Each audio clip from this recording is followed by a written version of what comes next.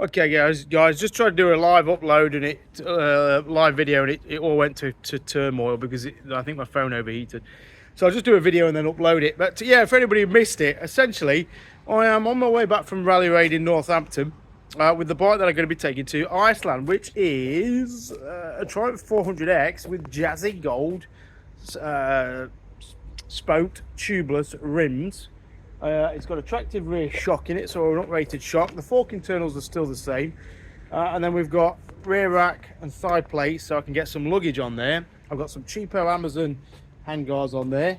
I mentioned it in the video that obviously the Triumph's made out of great quality components. It's had to have a chain at 700 miles and front brake pads. So I think if you're going to buy one, just maybe keep an eye on the consumables, because that's clearly where they are saving money on this. So that's going to go in the van. I'm driving up to Denmark to catch the ferry to Iceland on Sunday. A long way round. All the other bikes, 14 bikes, CRF 300s, Vosges, GS 310s, what else we got?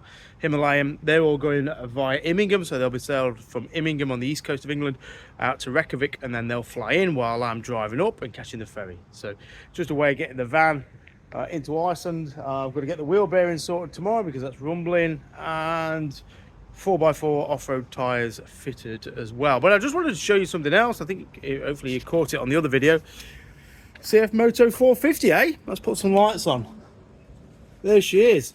So, talk of the town, the unicorn, the bike that's going to conquer all this year. Well, maybe so. I bought it. I don't know where I keep getting my shekels from, but I don't know. One day the bank manager will catch up with me and tell me I owe him a lot of money. But for now, I just want a CF Moto 450 to add to the fleet in North Devon, so you better come down and ride that back to back with the Himalayan and the 390 and the 310 and the CRF and the Vosges and the Triumph, etc.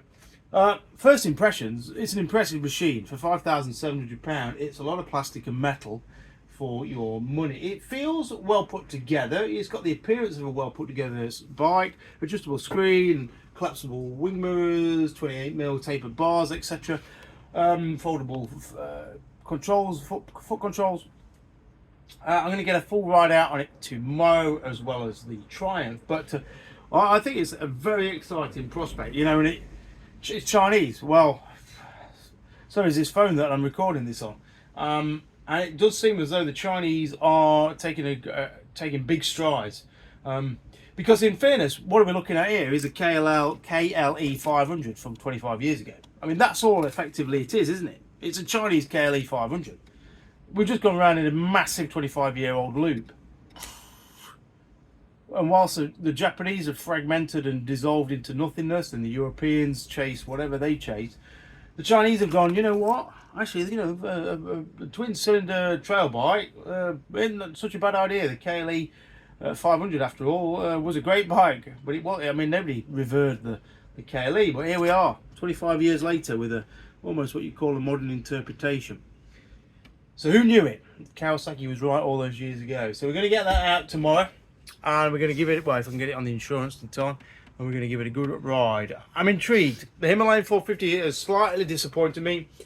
It's got too much mass and not enough power or smoothness of power to mean that I prefer it over the old one, which leaves a big gaping hole for a CF Moto to sort of offer the compromise of refinement, comfort on a long distance, and then hopefully a little bit of trail ability at the same time. Weight wise, this feels a little bit lighter, little less top heavy than the Himalayan, even though they're on paper or even on the weight on the scales are exactly the same weight at about 195, 196. So that's it. We've got a long way to go. Hopefully this wheel bearing holds out till the next 150 miles. I've just had a rubbish coffee from BP. That's it. Life in a van life.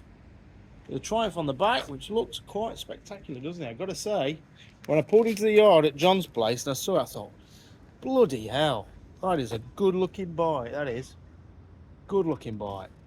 Why don't Triumph make it with spoke wheels? $1 million question, isn't it? Why? Who knows? Anyway, over and out. Cheers.